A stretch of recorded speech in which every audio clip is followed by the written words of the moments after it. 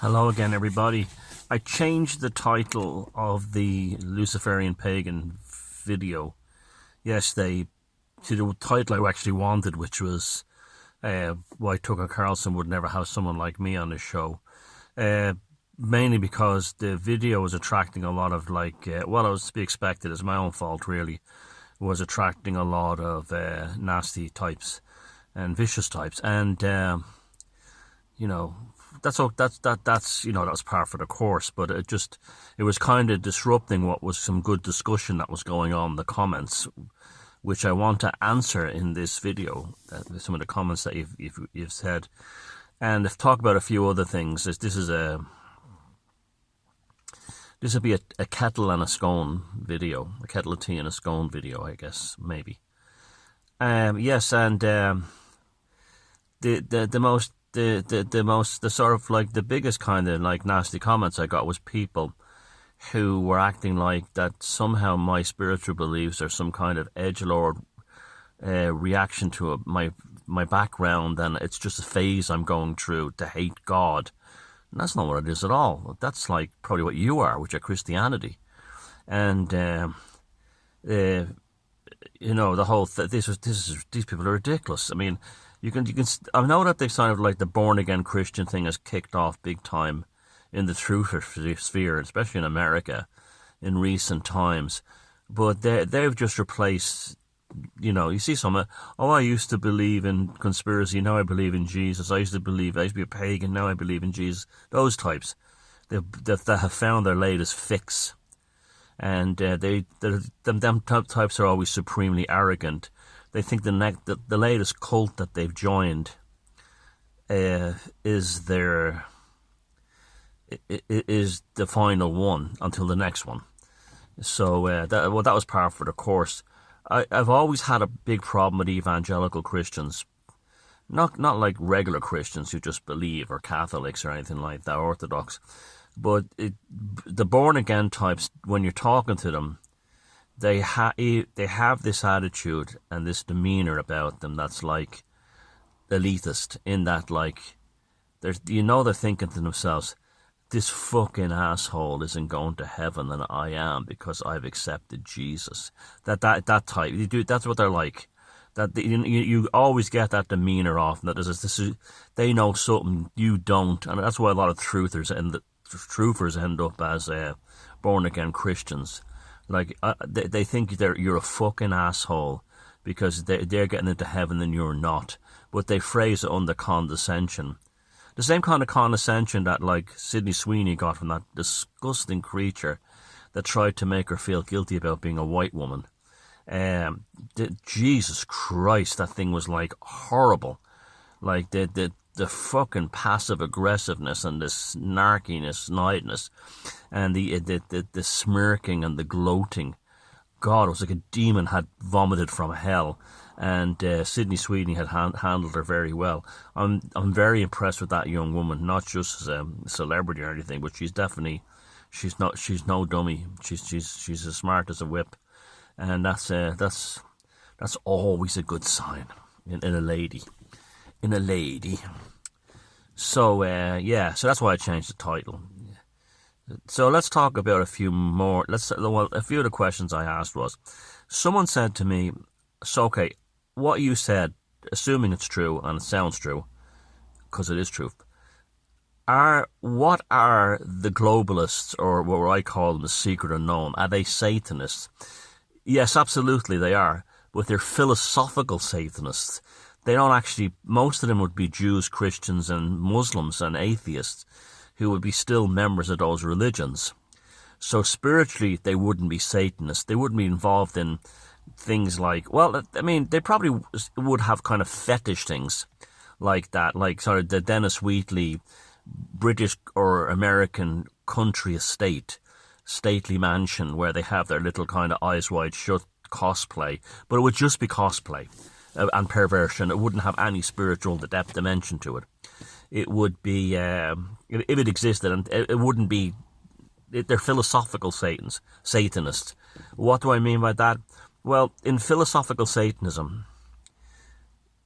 all the information is provided to you, And whatever choice you've made of your own free will. So like in, the Dracula novel, that line has always stuck with me, where the Count, Jonathan Harker's standing in front of the door of the castle, and the Count says, come as a friend, come as a stranger, leave as a friend. Please pass over the threshold of your own free will. That's classic Satanism. Pass over the threshold of your own free will. That's why in the movie, the Bram Stoker's Dracula by Francis Ford Coppola, when he steps over, and Gary Oldman has him stepping over into the castle, he places an emphasis on that shot of the foot passing the threshold, because once you pass that threshold, no one kidnapped you and brought you in. No one dragged you over. You may have been kind of deceived, but you have been given warnings along the way. Go back. Like Jonathan Harker was given numerous warnings.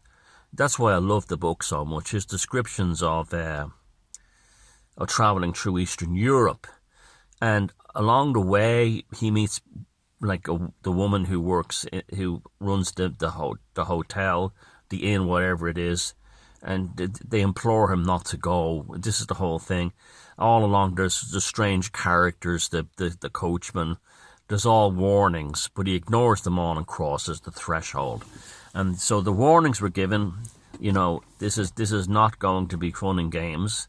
Well, it could be, but it could be bad as well. And if you cross the threshold, you did that of your own free will. You were given fair warning.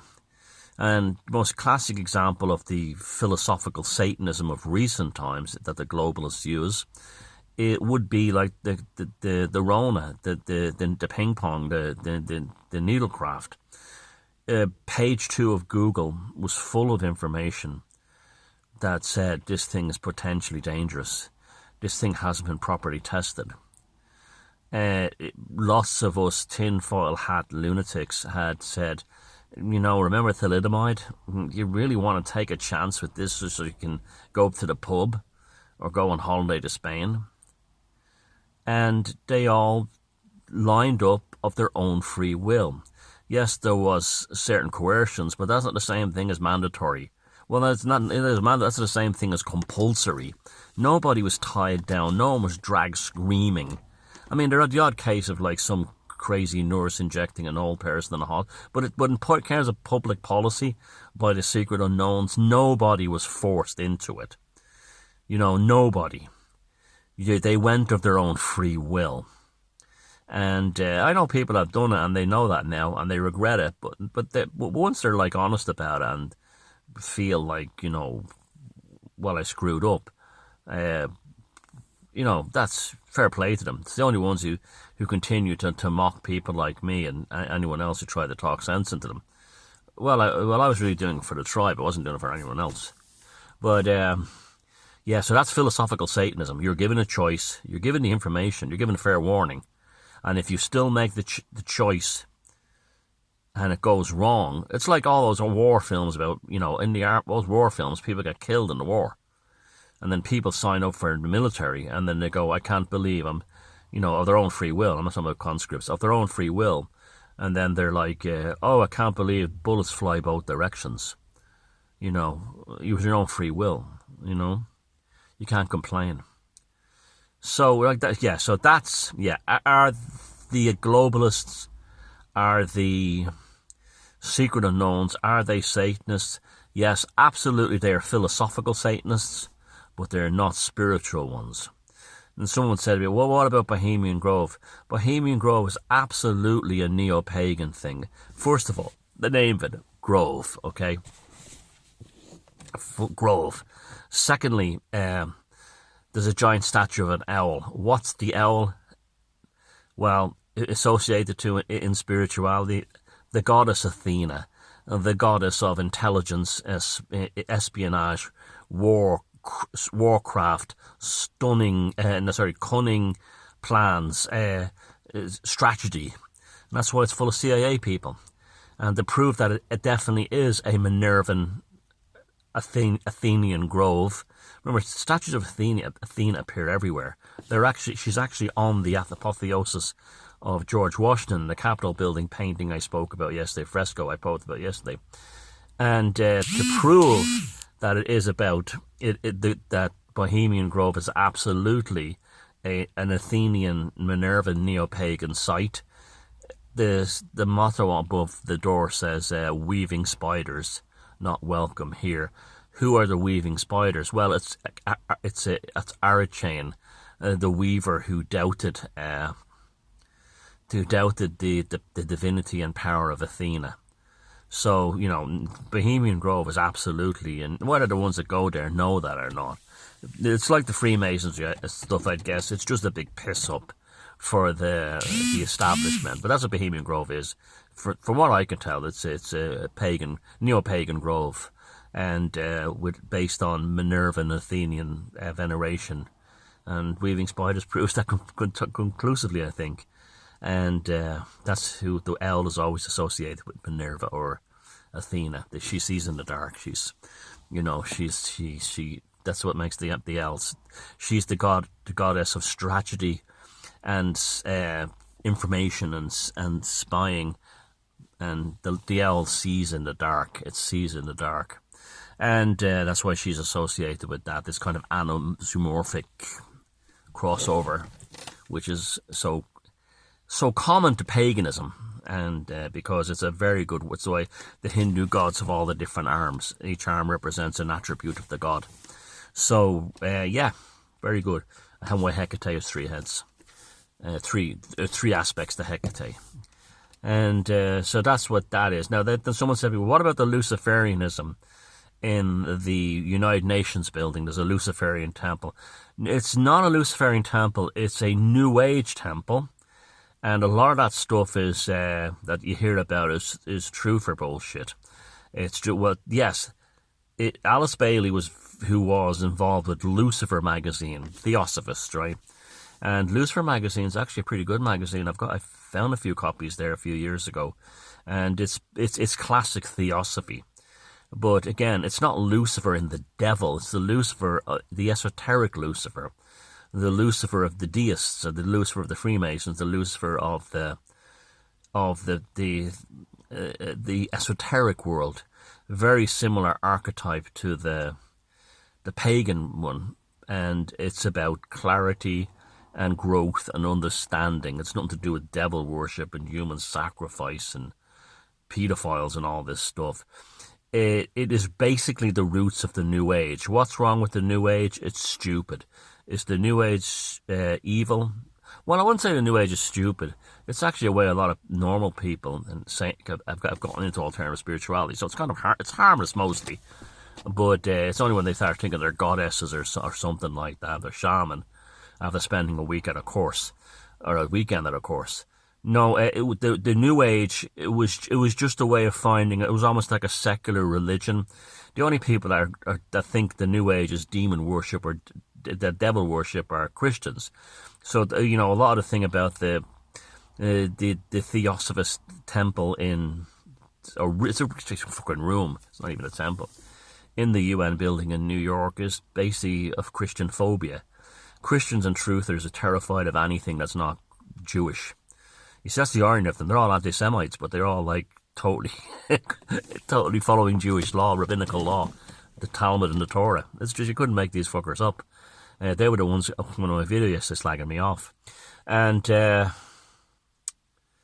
so that's that thing. That's that question answer. What was else? Someone else asked me. There was the Luciferian thing at the UN, the Bohemian Grove, the Satanists. It might come to me, but I think there was 1 or 2 other things. Yeah, but how do you venerate Lucifer? That's the one you don't. You see, this is an interesting thing. This is why it ties in nicely with the deists, is that Lucifer as a god, phosphor or phosphorus, Venus the morning star, it's accepted as a god, but you don't venerate it the way you would venerate, say, Athena or Jupiter or Diana, or especially Dionysus, or Mithra. Dionysus was a highly venerated god. Hence all the pine cones all around the Vatican, and they were left over from Roman times. The archetype. See, there's a strong Dionysian undercurrent to the Vatican, or at least there was. I don't know if there has been in recent century, but going by those pine cones everywhere, there absolutely was. So that's nothing to do with the pineal gland, and that's more new age nonsense. So yeah, so they didn't invent. There were gods that just were, or spiritual being. Like there's like the Archangel Michael in the sort of like Christian Second Temple rabbinical pantheon. No one actually venerates. Well, no New Agers do, but they're stupid. But no one actually venerates Michael, or in terms of worshipping him. They might have prayers on his behalf. So it'd be similar to that. That's what like Lucifer would be, Phosphor would be. They're not gods that are directly venerated in terms of sacrifice or petitioning. So it's interesting too that you have these. That's why it ties in very nicely with the deist thing, and it's the reason why the Freemasons adopted Lucifer in many of the lodges, but then changed over to Apollo because they're very similar. In fact, I'd say a lot of Luciferian worship ended up as a Apollonian worship. And now you want to talk about a god that was greatly loved in the pagan world. It was Apollo. Apollo was, this is why a lot of people think that where you had like sort of warrior gods like Mithra. You had specific gods of the working class like Diana, Artemis. A universally loved, like genuinely, a real sense of affection was Apollo. There was a real strength. The people had a great and genuine love for Apollo and what he represented. And so that's another reason why Christianity migrated over from paganism in the early Roman Empire, is because a lot of the veneration for Apollo, Apollonian veneration, sort of was like just switched over to Jesus. That sense of like love and kindness and that kind of beauty of things. Jesus was infallible. Apollo was considered infallible in terms of his purity, and the Apollonian Bucranium cults. The city of Dublin that I grew up in, was absolutely consigned or petitioned to Apollo by the Freemasons when the White Streets Commission was set up in the early 1700s, and all these they rebuilt the city according to the White Streets Commission, which was all Freemasons, and that's why you see Bucraniums all over Dublin. That's because the Dublin is an Apollonian city devoted to Apollo. The Apollo Lodge began in Dublin, and it's still there, I believe, in Trinity College now, in a kind of an Athenaeum type small building. It used to be where Apollo House was, which was quite controversial about 15 years ago, which was an ugly office block, and it's now been knocked down, and it's a big black building now. It's kind of weird. It's kind of like a black obelisk, and it towers over that part of the city. And across the river from Apollo House, where the original Apollo Lodge, with whom Oscar Wilde was actually a member. I think he was a 33rd degree. Across the river is the Customs House. The Customs House, when you go inside, it's an Apollonian temple. The Bucraniums everywhere. The Bucranium is the head of the bull, and that's the sort of like zoomorphic aspect of Apollo. If you go down towards the Gate Theatre, the Rotunda where I was born, there's Bucraniums all around the exterior. They're around the exterior of Charles Stewart Parnell's obelisk, right in front of it. So I was born in an Apollonian temple, ironically, the Rotunda in Dublin, and surrounded by Bucraniums. Yeah, but Dublin is absolutely. This is people. If you want to and you want to find the god that was petitioned through the Wide Streets Commission in Dublin, it was Apollo. That's what the Freemasons did anyway. And Dublin is a very if you see my film Occult Dublin, very esoteric city, more than people realise. Overtly esoteric. With it has the tallest obelisk in Europe, the Wellington Monument, and that kind of thing. And then it's still happening. There's still a lot of weird stuff going on, and so that's why you don't. There's also no documentation of worship of Lucifer other than he was what he was and why he existed, and before that, phosphor, when in the Greek pantheon. So, but the archetype he represents is the morning star, the beginning of the new day, a hope. Like the star card in the tarot, a hope,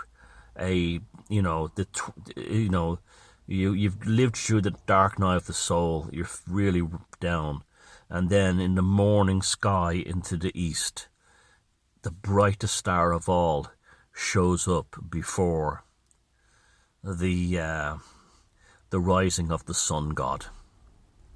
Powerful shit, folks.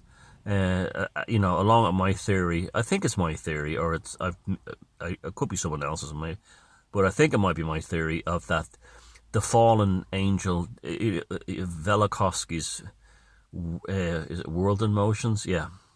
And where he talks about, and it basically seems to be true, that the planet Venus once orbited between the Earth and Mars. Something hit it, probably a comet or an asteroid that got past Jupiter, and Venus flew by the Earth and reached incredible temperatures, caused the deluge on Earth, and led to the thing where the stars were in the wrong place in the sky. Well, that was Lucifer being cast out of heaven into the fire, and the fire was the inner solar system, where its temperature was way, way hotter than it should be. And Velikovsky, he makes a very good case for it in his book. They still try to make out he was a pseudoscientist, but there were plenty of people like Albert Einstein, who was he's a dodgy character, and may have been involved in a murder. Did you ever hear that one? I'll have to do a video about it sometime. But Albert Einstein may have had his main rival in terms of the theory of relativity. Not saying it was wrong or fraudulent, but it was another version of relativity, actually murdered in New York. I'll cover that in another video, that's really interesting stuff. And I think Lovecraft may have even written a letter about it or something. That's how I first found out about it. But yeah, and then there's people getting all upset about Jesus. Look, even if Jesus never existed, right? This is what you Christians have to learn. Even if he never existed, the energy force of his archetypal gravitas is as real as anything. So if you could still walk into a room and feel the presence of Jesus, look at a sunset and feel the presence of Jesus, without actually even having to know that he existed as a person. Because the actual power force is, that's a very theosophist thing. You go to Rudolf Steiner, Ahriman, Lucifer, and the Christ. That's I could be here forever. This is the great love of my life, is alternative folklore and mythology and all this stuff. But in terms of what I love to talk about and research into, and but that's another place. But yeah, it's just so it never ends really, because it's so many tangents, but they all kind of come back to similar things, which is very interesting as well. The fundamental archetypes are bonded into certain stratum of understanding, like the rings on a tree or the layers of stratum on a going down the side of a wall of a cliff. And I was going to bring it in yesterday, but I said, oh no, I've already caused enough shit. But there's talking of the mysterious veneration of Lucifer. Well, the same thing happens with Abraxas. Abraxas, the sort of like the Gnostic Christian, rooster-headed, cockerel-headed, whatever it is. It's like Baphomet. Nobody knows what Baphomet actually is. Christians think it's the devil, but no, Baphomet's... I'll try to stay focused there. Abraxas is it basically... this mysterious entity, we shall say, from the Christian Gnostic period, which we don't have a lot of information on, except through the Gnostic sort of sects and what fragments remain, but is also an interesting thing because one of the most controversial theories about Abraxas is that, well, did you ever wonder how, we were told the story of Jesus, that he was born and then was nothing about him until he was 30 years old, or 33, whatever. He shows up much later in life as where was he all those years? And some people have all this nonsense that he was a Hindu and stuff, Buddhist and all this stuff, based on nothing, but or wild speculation. But according to some Gnostic types, fuck me, it's interesting. Abraxas is a spiritual force, an entity, who created Jesus as a ghost, as a benevolent ghost, to walk the earth. How coolly and strangely, how strange, but how very interesting that idea is, that rather than Jesus, growing up, he didn't exist until he showed up with the apostles as a benevolent ghost created by Abraxas. Very, very interesting. I'll leave it at that one. That's it. That's also another thing is that one of the things that from my own research is I was always fascinated as to why Saint Augustine wanted. Remember, I think it's my film Who Stole the Allfather, that Saint Augustine. The crucifix was only a recent addition to the Christian identity, motif representing Jesus Christ. Before, originally it was a pair of keys, then a fish. But Saint Augustine wanted a cockerel. This is why the cockerel appears on the French, French sort of like insignia and heraldry. Saint Augustine wanted the cockerel to be the symbol of Christianity. Now, how interesting is this, right? The cockerel is heralds the dawn. Who else heralds the dawn? Lucifer, right? And who else has the head of a cockerel? Abraxas. Food for mega thought there, folks. Was Saint Augustine it's like Origin of Alexandria. It's like, why did he include that in? Why is Jesus the morning star? And what are you on about? Can we talk about more about this? Why is Jesus constantly referred to as Apollo? Can we talk about this? And amazing stuff. So that's enough of the esoteric bullshit for this morning. I want to talk. It's not bullshit, but it's bullshit to some of you, but to me it's just the most fascinating, mind food, spiritual discussions. But in America right now, it's very interesting development. You have that Nick Fuentes asshole, charismatic, very intelligent, riveting to listen to, but still a fucking asshole. He still comes across an asshole. But just that, sometimes your assholes are great, and Tucker Carlson and all these others who've now turned on the Zionist lobby in America. I never thought I'd see this in my lifetime. Nick Fuentes is now one of the highest rated. His video with Tucker Carlson is now one of the highest rated on videos on that network, and it's only just happened, which shows it'll probably be the biggest in no time.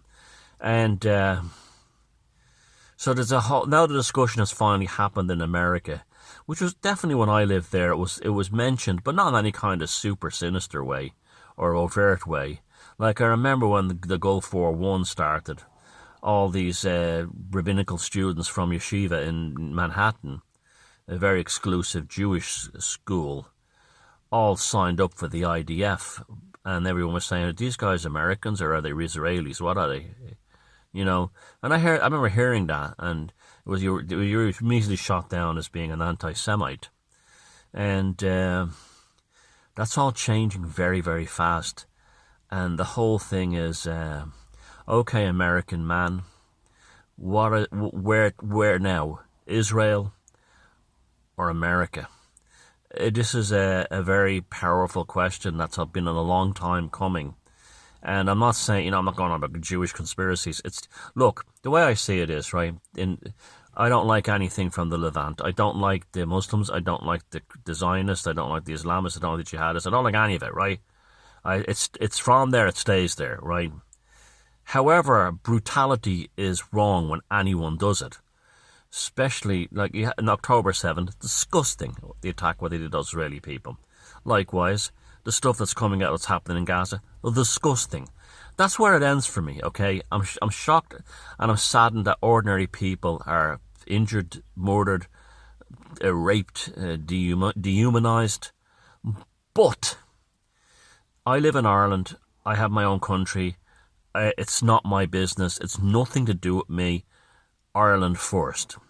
Now, with the development, the very healthy development that's happening in America, choose now, American man, Israel or America. I would put the question now to the Irish. Choose now, Irish man, Islamic Brotherhood or Ireland. Because all the influence and all the control and all the subversion that the Zionists, well, ultimately the Israeli Secret Service, operate in the United States. Netanyahu's a disgusting creature. And when Charlie Kirk was killed, he said something like he died for his beliefs. What was that? We killed him for his beliefs? I'm not saying that happened. I'm just saying, Netanyahu, like when he heard 9/11 happen, he said, this is good. And then he said, well, what I mean by that is, wow, Steve Bannon said there needs to be a regime change in Tel Aviv, and Netanyahu and his like hardcore cronies removed. I completely agree with that. But then again, I don't care. I know lots of decent Israeli people who don't care for Netanyahu. There's a lot of hatred for Netanyahu actually in Israel, and I've met very decent Israeli people who are nothing like the monsters that the left portray Israelis as all Israelis as being. And I wish those people don't have to fight, but again, there's nothing in that for me, okay? So the question is, Irishman, Ireland or the Islamic Brotherhood? Because if you have in any way are pro-Gaza with the flags and everything in your profile picture, you're working directly for the Islamic Brotherhood's influence in Ireland, because it's coming out more and more that the Islamic Brotherhood have a hell of a lot of control in this country. Through politicians, in the same way AIPAC does in the United States, the Islamic Brotherhood does in Ireland and Britain and a few other European countries, but it's very powerful here in Ireland. Senator Sharon Keoghan stood up in the Senate here in Ireland 2 weeks ago, and demanded to know the names of Irish politicians and senior civil servants who are actually on the Islamic Brotherhood payroll. So you see, it's the other side of the Levant. Both sides are cursed. My attitude is like, stay away from both of them. You can't win with either one. You can't win with either one. And when I lived in America, I would honestly say most of the Jews I knew there didn't give a fuck about Israel. There was a certain type who did. Like I worked for a while for this lovely guy called Scott in Queens, and he installed alarms, and he had a small company just him in a van, and I met him and his mother, and they were lovely, and had stayed, hung out at his house and had, the mother cooked me lunch, and lovely Jewish lady, and he was a lovely guy, great guy, and his friends were all Irish Americans and Italian Americans, and he often said to me when something come on the news or the radio, I said I couldn't give a fuck about Israel. He ever said that to me. He says, I'm sick of hearing about it, and he was Jewish, and I also remember one time he had a problem. Something happened, and a Hasidic Jew pissed him off, and he said to me, we got into the van, and I was much younger than him, and he says to me, Thomas, he says, they're the ones who give Jews a bad name, us Jews a bad name. Now, I've met that. You'd be amazed how many American Jews are like that.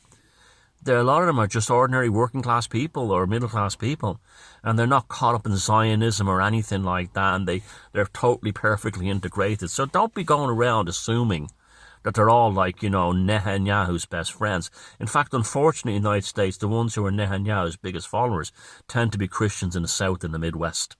This is the Christian Zionists who think they want to bring back Jesus. So don't be assuming that, Just like I'm sure just like we know there's lots of Arabs in the Middle East who are not like mad Muslims. I mean, I know a Pakistani lad who's not, and I've known him for years, and he drinks beer and he plays soccer and his mates are Irish. He got married. When he got married, though, it kind of changed. It was weird, but he still. I remember I've met him recently, and I said, we were joking about it. So when we first knew each other, we both had dark hair about 20 years ago. And look at us now, we're both grey. And he goes to me, well, he says, I wasn't grey until I got fucking married. I mean, so that, he's culturally Irish, you know what I mean? And the woman did this, as a laugh, but he's kind of backed away a bit since he got married. But I don't know. His father's a nice man, but he's very, very religious Muslim. But, so you don't judge people that way, everyone's an individual. It's okay to be Islamophobic, it's okay to be xenophobic, if you don't like elements of that, but always remember that there's individual people as well. I'm sure there's lefties. It's remarkable what's happening. Look, every day changes. I started watching the Young Turks again, and they've moved well away from progressive leftism, and back to sort of like the traditional American sort of like old Democratic Party way, and they're actually saying nice things about Tucker Carlson and on people on the right, and agreeing with them, which is I think is very healthy. And they even see them your man, what's his name, Cenk, was even talking there the other day about, a trade union leader called Brendan O'Brien would be a great candidate for president. And I was thinking, that's like the old-fashioned Democratic Party. A trade union leader with a name like Brendan O'Brien, to be people wanting them to take over the Democratic Party and move it away from progressiveness. It was like another wave function collapsed right there and there. His name, Brendan O'Brien, if ever there was a name for a Teamster, the Irishman, like that movie with Robert De Niro. But, or what was his name in The Simpsons? Chucky Fitzhugh. But, yeah. So, that's, there you are, Irishman. Ireland or Israel, Ireland or the Islamic Brotherhood, because the choice is there. Are you Irish or are you for the Islamic Brotherhood over Ireland? Now, we know many on the left in Ireland would choose jihad any day over Irishness. The likes of Paul Murphy and the entire People Before Profit crowd, they are absolutely jihadists with a spectacular hatred of the Irish and being Irish, unless we become Muslims or something like that. So I'm not talking about them. I'm talking about the average Irish person who, the Sinn Féiners the same. I mean, this is why I hope there's a huge exodus from Sinn Féin to say no, I'm not. I didn't get involved in nationalism to free every country except Ireland. Not that Ireland needs freeing. Well, it needs freeing from the globalists and no one else. It's weird. There's all these people are living in the past. You have all these progressives who are fighting Nazis, and the Nazis were defeated in 1945. And you have all these Sinn Féiners who are fighting the Brits and but they think by freeing Gaza that will happen. The stupidity is everywhere, fucking everywhere. Anyway, pardon my French, but yeah, there's very interesting development. It's like you wake up in the morning, and you don't know what's going to happen. And you know, so I was talking to my friend Ryan the day. He was here a few minutes ago. You've seen him on the videos. He's saying hello to me, and he was saying to me, it's the best thing. It's like, you know, it's like front row seat. Like what I always say, we've got a front row seat to the greatest show on earth, and as long as we're here to look at it, don't let it upset you or fuck you up, but make wise and cautious decisions. And that brings us right back to what I said at the beginning about philosophical Satanism. Wise and cautious decisions. Okay, sanguine gnosis, and look after yourselves. Have a lovely